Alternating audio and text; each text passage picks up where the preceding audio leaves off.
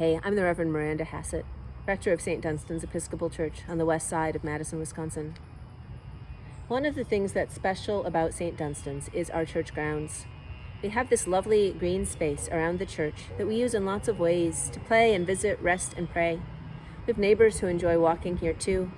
Sometimes folk come use our outdoor labyrinth. We've been told that it really feels like a place of solace, like holy ground. It's possible that this has been holy ground for a very long time.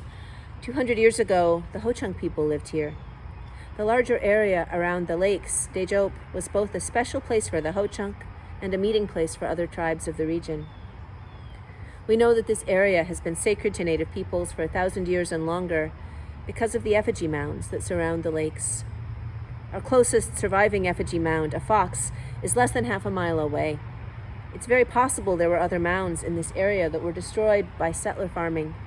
Some estimate that up to 65% of the mounds in Dane County were destroyed in the 19th century. You can't quite see Lake Mendota from St. Dunstan's, but it's just past some trees and apartments, not far away at all. We know from elsewhere that the hills overlooking the lakes were important places for the native peoples of this region. Was the hill where our church sits now once sacred to another people? I don't ask that question to appropriate another people's spirituality, but in grief and humility. The Ho-Chunk, then called the Winnebago, were forced off this land starting in 1832, when the U.S. government unfairly blamed the Ho-Chunk for the so-called Black Hawk War and used that as a pretext to force the tribe into a treaty ceding their lands in central and southern Wisconsin.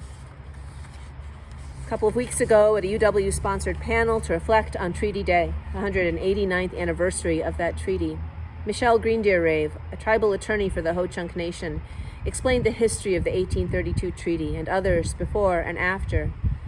The historical record, the facts of what happened and how, make it very clear that there was a lot of bad faith and ill intent on the part of the U.S. government.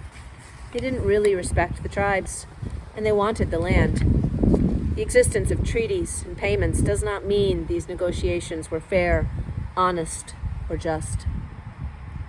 This land, Dejope, and this whole region meant so much to the Ho-Chunk that even after they were removed by the U.S. government, they kept coming back again and again.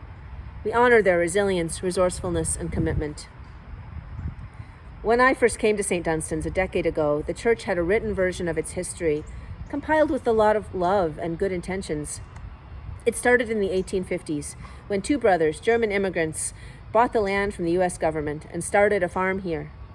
Their brick farmhouse still stands behind the church, right over there.